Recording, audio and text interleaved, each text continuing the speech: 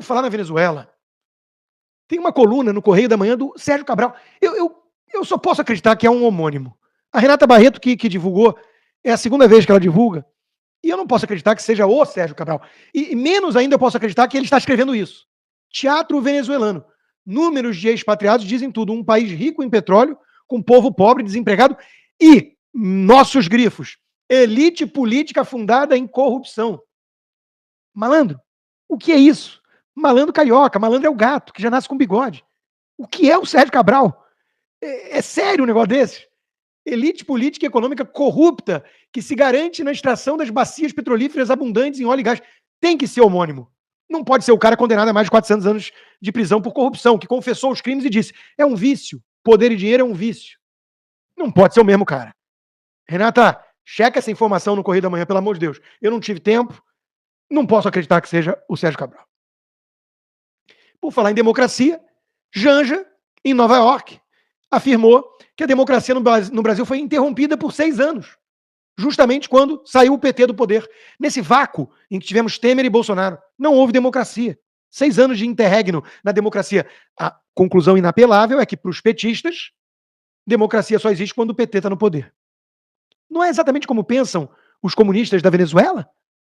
Ou a turma do poder em Cuba? Acho que sim, né? Essa democracia relativa do PT está voando no Brasil. Aliás, a Janja cada vez com mais poder, cada vez com mais influência no maridão, né? Bom, quem resumiu isso muito bem foi o meu amigo Salles, que disse o seguinte, deixa eu pegar aqui, porque por algum motivo não está disponível ali ainda. Mercado nervoso com Petrobras e Vale, vamos falar disso agora mesmo, aparelhadas e manipuladas. Impeachment com recorde de assinaturas já protocolado e popularidade até no Datafolha em queda livre. Parece que o Barba, em breve, vai ter mais tempo livre com a Janja. Aí, pensando no casal, que está em lua de mel constante, viajando o mundo, podem fazer isso agora com mais tranquilidade ainda, só que com o próprio dinheiro, né, que roubaram já de muita gente. Só não vem continuar roubando mais, né? Por falar em Salles, ele é meu colega de Braddock Show, volta e meia tá na bancada. Ontem tivemos a estreia do meu amigo e parceiro do 4x4, Luiz Ernesto Lacombe. Hoje vamos ter o Polion, a Fabi Barroso, eu e Lacombe na bancada. Nos vemos 8 da noite de Brasília, no Braddock Show, cada vez mais imperdível, o melhor programa de debate político no país. Pois bem, cebola, batata, arroz, veja os preços que explodiram em fevereiro. Algum petista poderia dizer, mas pobre não come cebola, pobre não come batata, pobre não come arroz. Come só picanha. Uhum. Na verdade, subiu tudo, né, gente? Inflação oficial do Brasil acelera em fevereiro para 0,83%. Reajuste na educação. Projeções de mercado estavam mais otimistas. Mas não há motivo para desespero. Por 2 motivos. Primeiro, para que se desesperar hoje se hoje está muito melhor do que vai estar amanhã? E tudo vai piorar muito. Segundo, quando você estiver desesperado, batendo aquela angústia, aquela depressão, aquela preocupação com o futuro da família, você liga na Globo News, abre o Globo e lê a coluna da Miriam Leitão. É Prozac na veia. Apesar de mais alta, inflação de fevereiro traz boas notícias na avaliação dos analistas que eu puxei pelo cabelo e arrumei lá na Unicamp ou no DCE dos maconheiros petistas para poder fazer esse trabalho sujo que eu me proponho a fazer hoje em dia. Poderia dizer Miriam Leitão se tivesse um pouquinho mais de honestidade. Gente, a Miriam Leitão chegou num ponto que é impossível saber hoje em dia se é meme ou se é sério. Eu sei disso porque eu participo de grupos com economistas sérios, liberais. Quando veio isso, o pessoal falou, é meme? Checou? Não, chequei, é sério. Tá impossível saber a diferença. A inflação foi muito mais alta, mas descubra como isso é bom. Miriam Leitão. É inacreditável um negócio desse. Bom, recordar e viver. Olha o que essa profeta estava dizendo no começo do governo Lula. No que já tivemos aí, o que já andou? Muita coisa andou. É impressionante que só tenha 45 dias, hoje 46 dias, do governo do presidente Lula. Fez uma enorme diferença, por exemplo, na vida dos Yanomami. Fez uma enorme diferença no combate ao desmatamento na Amazônia, que agora você tem o IBAMA no controle do combate ao desmatamento. A lei voltando a ser respeitada. Uma mudança grande na área da saúde, na área da educação. Já volta as prioridades para o ponto certo. No caso da política habitacional, as pessoas com menor renda voltam para o programa e com subsídio, que é isso mesmo, o subsídio existe para ajudar os pobres a terem a sua residência. O Bolsa Família volta com os mesmos critérios de antes, porque você não pode ter um programa de transferência de renda sem critério. Então, muita coisa mudou. Eu acho que o mais importante também que mudou foi o seguinte, e ficou claro no dia 8 de janeiro, o governo passado tinha uma política de enfraquecimento da democracia. Isso ficou claro no dia 8 de janeiro, com ataque a todos a sede dos poderes. E no governo Lula você tem um respeito à democracia e às instituições e a construção desse pacto. Então, acho que em um mês e meio aconteceu muita coisa no governo Lula, muita coisa. Meu Deus, como envelheceu mal esse trecho. Gente, a Globo está no negócio de mentir, defender o indefensável. Se isso não ficou claro para você ainda, é porque você é alienado. Desculpa, mas eu sei que na minha audiência aqui, tirando um ou outro que vem infiltrado aqui perturbar no chat, todo mundo entende que a Globo Lixo não vale porcaria nenhuma. Por falar em Miriam Leitão, ela teve que dar essa notícia. Banco Central do Brasil é eleito o melhor ABC do mundo. Justamente aquele sob o comando de Roberto Campos Neto, demonizado pelo Lula, pelo PT, que é tido como bode expiatório para os problemas econômicos. Agora vamos lá. Até o Estadão está se dando conta de que a merda está indo longe demais, né? Mão pesada sobre a Petrobras. Diferentes governos veem nela não uma empresa em busca dos melhores resultados dos acionistas, mas um instrumento para atender a demandas que nada tem a ver com suas atividades. Diferentes governos, só faltou fazer uma comparação honesta entre Bolsonaro, que queria até privatizá-la, e uma equipe técnica apontada por Paulo Guedes, com governança, e o Lula, do Petrolão, que, pelo visto, está de volta. É impressionante como o Estadão Tucano não consegue virar homem, virar gente. Como todo tucano, né? É isso. Olha o Haddad. A Petrobras é um patrimônio de todos os brasileiros e deve atuar em favor do crescimento econômico sustentável com justiça social. Blá, blá, blá, blá, blá. Eufemismo para fazer politicagem para a esquerda. A Petrobras é do povo, mas vai dar dinheiro para os artistas, para os empreiteiros corruptos, para os companheiros tirando dos países vizinhos, para o próprio PT. Né? E o povo vai ficar sem saneamento básico, sem educação de qualidade, literalmente na merda, e sem segurança pública. Mas gritando, o petróleo é nosso. Eu já escrevi sobre esse assunto, não vou me alongar muito aqui, né, em que pese ser o título da live hoje, a ingerência na economia por parte da quadrilha do PT. Rui Costa diz não ver motivos para polêmica dos dividendos. Não vejo motivo, a ação só caiu dezenas de bilhões de reais em valor de mercado. Ah, que besteira essa polêmica aí, boba, né? Foi definida uma regra para corporação? Foi cumprida? Onde está o problema? Eu não entendo, às vezes, o mercado não é isso que ele quer. Ué, que cumpra a regra? Não enche o saco, não tem polêmica aqui, sai, circulando, nada para ver. E o mercado, cadê o dividendo extraordinário? Cadê o dinheiro? Vai ser usado para comprar refinaria na Venezuela, porra? Vocês estão de sacanagem. Vai ser para turbinar o Petrolão 2.0? Não tem polêmica nenhuma, é o PT, gente, o amor que voltou. Agora, quando o petista começa a chorar, a gente tem todo o direito de comprar pipoca e rir. Até porque, cá entre nós, comprar a ação da Petrobras merece se ferrar. Merece. Ah, vai ser sócio de estatal no governo do PT? Vai pro inferno, né? Meu pai era do movimento estudantil, comuna. Lutou pela campanha Petróleo é Nossa, comuna nacionalista. Como muitos, comprou ações como gesto patriótico para ajudar a Petrobras. Minha mãe herdei, e somos agora demonizados com choradeira e tenho apetite voraz. De patriota virei vilão, vou vender tudo. Marcelo Rubens Paiva. O choro é livre, petista. Vamos lá, vamos mostrar o próprio Lula falando do mercado como um dinossauro voraz. Lembrando que o avô do Roberto Campos Neto, o Roberto Campos, usava a imagem de um dinossauro para representar a Petrossauro, que ele assim chamava. Nessa época do pai do Rubens Paiva, falando o petróleo é nosso e querendo juntar o comunismo ao nacionalismo, que aliás é a definição do fascismo ou do nacional-socialismo. É ou não é? Com vocês, o verdadeiro dinossauro nessa história toda. Que o mercado, eu vou contar uma coisa para vocês.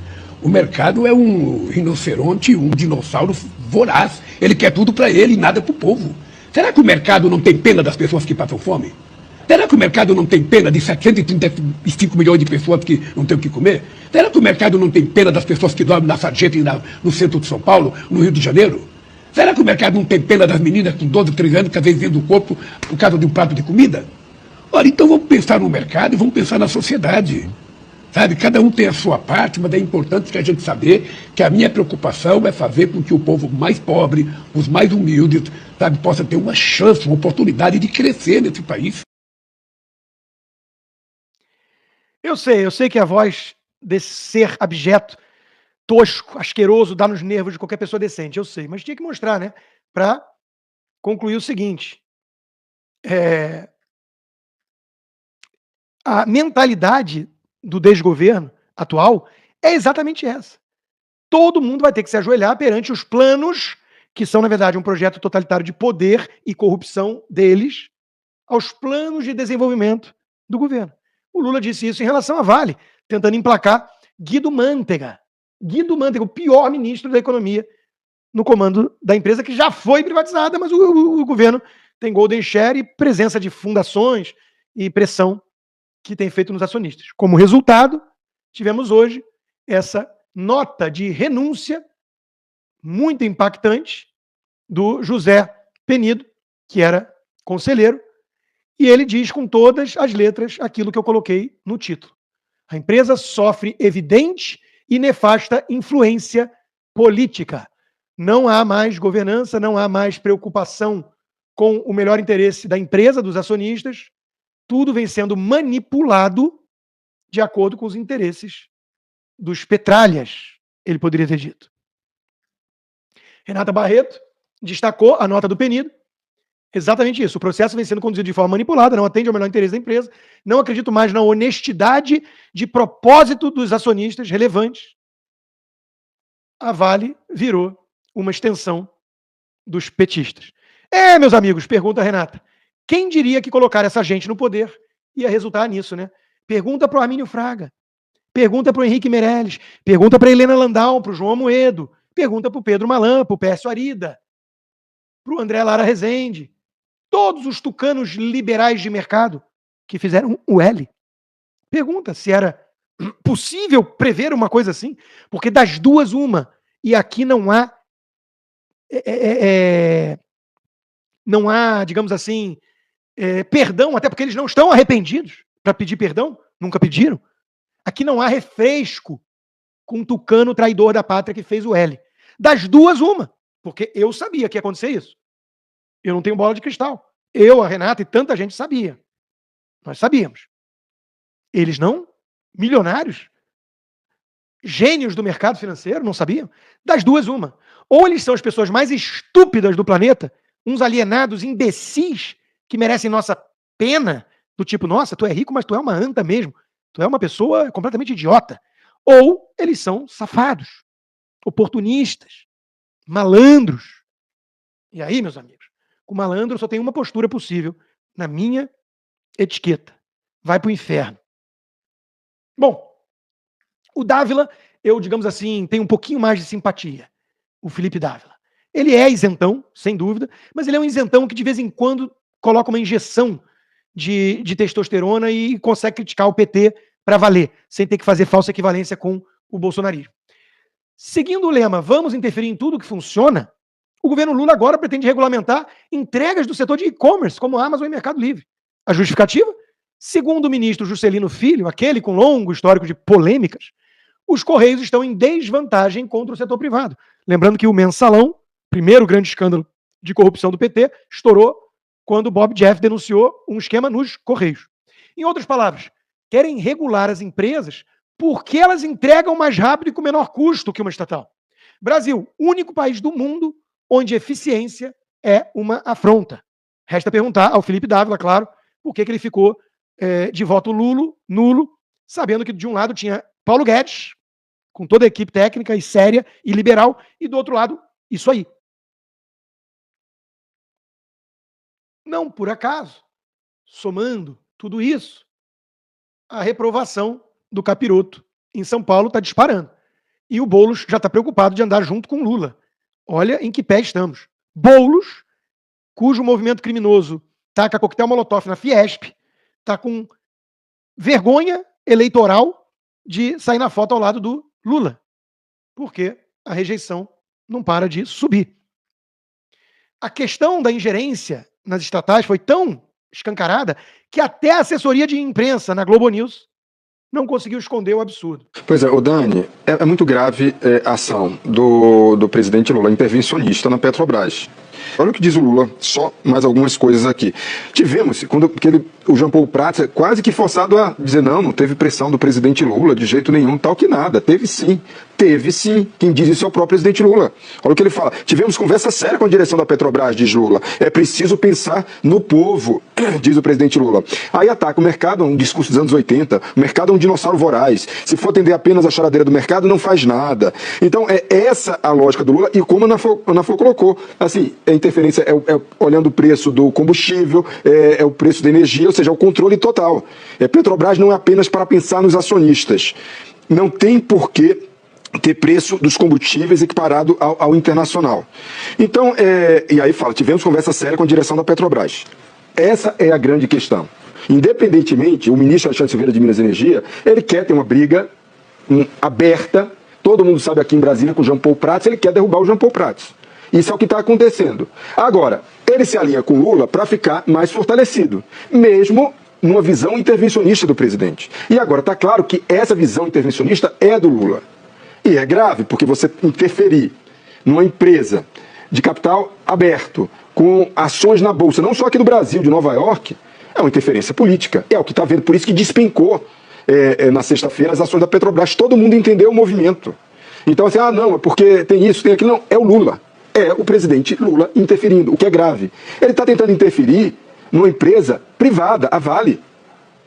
Semana passada o Bartolomeu foi reconduzido por mais 6 meses, mas a gente viu a interferência política que ele fez para tentar emplacar o ex-ministro Guido Mantega, numa empresa privada. Tá chocado? Tá chocado, camarote? Eu tô assistindo de camarote a farsa da decepção global com o petista que ajudaram a colocar de volta na cena do crime. São farsantes. Os militantes petistas e tucanos da Globo News são farsantes. Eu não posso chamar de jornalista essa gente. Agora, tá muito ruim e vai piorar. Então, meu amigo, proteja o seu dinheirinho suado. Tô aqui para te ajudar. Fair USA, tá aí o QR Code, 30 anos de experiência no mercado de câmbio, tem o CEO Adilson Góes, tá o número de WhatsApp dele, o e-mail, fala com Góes, veja uma solução para sua empresa, para você na pessoa física, para poder fazer remessa de dinheiro e proteger o seu dinheiro das garras do PT. Não esqueça de dizer a Fair que chegou a eles por meio da live. Tudo consta.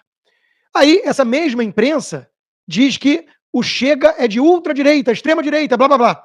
O Luciano Trigo fez aquilo que nenhum jornalista vai fazer, porque são papagaios de slogans do PT, e foi lá ver o que defende o Chega. E na Gazeta do Povo, em sua coluna, ele explica, né? Defesa de um Estado mínimo, de um Estado laico, porém que respeite o legado cristão que fez de Portugal o que ele é, e por aí vai. Né? Estado de Direito, que extremista, moderado é defender mudança de sexo em criança trans. Onde estava o Tribunal Superior Eleitoral Português quando permitiu a ascensão do Chega? Não tem TSE em Portugal? É preciso criar um com urgência, diria Reinaldo Azevedo, Miriam Leitão, Felipe Neto e Tutti Quanti. Afinal de contas, o próprio Gilmar Mendes já disse, é preciso combater a extrema-direita. E para eles, extrema-direita é qualquer coisa à direita dos tucanos que adoram sentar no colo e aconchegar-se e mexer, saculejar de um petista. Por falar no Gilmar Mendes, o governo inicia negociações e já avalia novos acordos para 7 empresas alvo da Lava Jato que devem 8 bilhões de reais. O Brasil voltou! E temos que perseguir a turma da Lava Jato e os bandidos e os corruptos. Esses vão ser agraciados com mais obra, mais esquema. Gilmar Mendes defende comissão da verdade para a Lava Jato e consórcio entre poderes. Precisa haver um consórcio entre todas as forças, poderes e setores. O crime está sofisticado. O crime é a extrema-direita. E aí ele inventa uma coisa de narcomilícia evangélica. Olha, narcomilícia evangélica. Num país dominado pelo narcotráfico do PCC, Comando Vermelho e diálogos cabulosos com o PT. A preocupação dele é com a narcomilícia dos evangélicos. Claro que teve uma resposta à altura do Silas Malafaia, né? Porque o Silas Malafaia tá on. Povo abençoado do Brasil, nada como um dia após outro. Lembra aí que Alexandre de Moraes adora dizer que o STF e seus ministros são atacados por milícias digitais, discurso de ódio? O que ele falou lá para os calouros do curso de Direito da USP no dia 26 de fevereiro? Lembra? Agora chegou a nossa vez. Pimenta no olho dos outros é refresco, não é? Eu vou usar a linguagem deles. Barroso, na sexta-feira, ataca líderes evangélicos. E ontem foi a vez de Gilmar Mendes atacar os evangélicos. É assim? É essa que é a maneira de responder quando você está sendo questionado? Eles adoram questionar o que eles bem entendem. Mas quando são questionados, os deuses do Olimpo brasileiro, que é o Supremo Tribunal Federal, são os intocáveis. Aí é discurso de ódio, antidemocrático, e ainda tem uma imprensa oficial, vagabunda, evidente que existem jornalistas que são exceção, para respaldar tudo que eles falam e tudo que eles querem.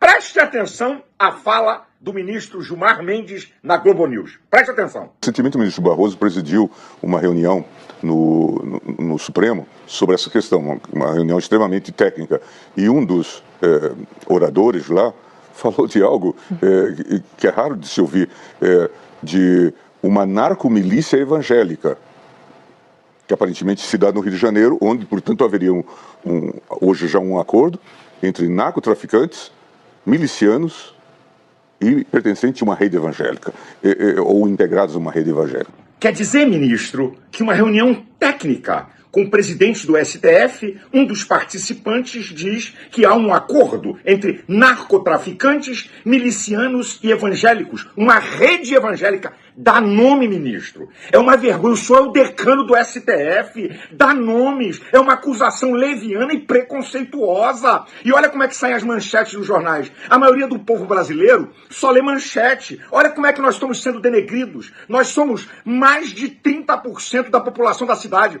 O maior grupo religioso da cidade do Rio de Janeiro. O senhor fala e não dá nomes? Esse canalha que disse isso. Dá nome, nos ajude. Dê nome quem são os pastores, quem são os evangélicos. Mete na cadeia, que isso não nos representa. Muito pelo contrário. Ah, se não fosse o trabalho evangélico nas comunidades, recuperamos... Se não fosse o trabalho evangélico nas comunidades, ficaria tudo na mão dos traficantes que têm diálogos cabulosos com o PT. Meus amigos, é tudo muito absurdo o que está acontecendo no Brasil de hoje. É tão absurdo que, como o Bolsonaro não conseguiu, digamos assim, desaparelhar os cupins do sistema, o Ministério Público recomenda a cassação de Jorge Seife por suposta interferência de Hang na eleição. Imagina se isso é perseguição política. Imagina. É um sistema imparcial, fazendo valer as regras do jogo para todos de forma isonômica. É praticamente a Venezuela, está chegando lá. E, como disse o Estadão, num raro editorial decente, o incrível caso do sem-teto golpista. Morador de rua preso por quase um ano, acusado de participar do 8 de janeiro, deve ser absolvido por falta de provas, num caso exemplar dos abusos em nome da defesa da democracia, que o Estadão aplaudiu até quase esse ponto. Até quase esse ponto, o Estadão aplaudiu. Fez parte do teatro. Tudo porque parece que a orelha do cara parecia uma do vídeo. A orelha destrói a vida de um morador de rua. Um ano. Preso. Era o golpista. Ele que estava arquitetando o tal golpe. Gente, isso é uma narrativa patética, ridícula. E, claro, estão de parabéns todos os congressistas brasileiros que vieram hoje aqui para Washington. Eu estaria lá. Eu cancelei minha passagem em cima da hora, porque ia ter apenas essa coletiva de imprensa, importante, mas sem audiência. Eu achei melhor ir em outra ocasião, quando tiver audiência. Mas foi muito útil. Gustavo Gayer, Marcel Van Hatten, Bia Kicis, Eduardo Bolsonaro e outros estão de parabéns por terem vindo. O Chris Smith, esse republicano de New Jersey, colocou o dedo na ferida. Ele é do Comitê de Abusos dos Direitos Humanos, aí sim, né? De verdade. Ditaduras que não respeitam o devido processo legal, perseguem opositores. Exatamente o que está acontecendo no Brasil. Para choque de quem não tinha se inteirado melhor da situação no Brasil. Quando escuta os relatos feitos, é uma coisa chocante mesmo. Porque é coisa de Venezuela, não é coisa de democracia. Um trecho da fala do deputado Eduardo Bolsonaro. First of all, thank you, Chris, to give us this opportunity. We are very honored, and we want to bring here some light for what is going on in Brazil. My name is Eduardo Bolsonaro. I'm the most voted ever congressman in the history of Brazil, also son of President Bolsonaro and former chairman of the Foreign Affairs and National Defense Committee. I have always warned in my speeches in the Congress about the dangers of my country turning into a Cuba or Venezuela with their concentration camps. Today, unfortunately, I live in my own movie about the Gulag. And for those who think I'm exaggerating, I will cite here few simple names. Felipe Martins, the international advisor to President Bolsonaro, as Jared Kushner was to President Trump. A brilliant young man in his 30s with a promising future, imprisoned by an exception tribunal, accused of a coup d'etat never attempted or planned, and without the hope of minimally fair treatment, as due process and broad defense no longer exists in Brazil. Colonel Câmara, the Bolsonaro security detail, who is now also in jail accused of an imaginary coup d'etat. And like them, veterinarians, gospel singers, sign language interpreters, comedians as Bismarck Fugas, and even a homeless and a person diagnosed with a high degree of autism, all of them imprisoned, accused of a coup d'etat. It's very clear that all this oppression and cruelty is just a step towards the ultimate goal, to imprison my father, the president who dared to put the interests of Brazilians first. My father is now persecuted and slandered in the most various ways. As in every tyranny, the limit of the ridiculous no longer exists. And he even faces the accusation of having committed the terrible crime of disturbing a whale. That's not a joke. He's criminally charged for passing by a whale on a jet ski. Agora vocês imaginam a cara de um americano ouvindo um relato desse, que é verdade pura, a gente sabe. O Brasil não é para amadores, o Brasil é para bandidos. E parabéns a todos nós que lutamos contra, com todos os riscos que isso envolve, todos os custos pessoais que não são baixos. Por isso mesmo, muito obrigado a todos vocês que me apoiam, que são meus patronos, rodrigoconstantino.com, se você quiser se tornar um patrono e contribuir com o meu trabalho independente, ou apoiadores no Locals, rodrigoconstantino.locals.com. E agora eu vou me despedir da turma do YouTube e vou acabar com música. Hoje é uma música desconhecida, eu gostava muito de Farofa, uma banda chamada Trickster, mas a letra é muito boa, Nobody's a Hero. Como é que num mundo desses a gente consegue viver sem heróis? Não dá, tem que ter heróis. E graças a Deus tem. Graças a Deus tem. Então é uma homenagem a todos os heróis, muito obrigado a todos. Até daqui a pouquinho no Braddock Show.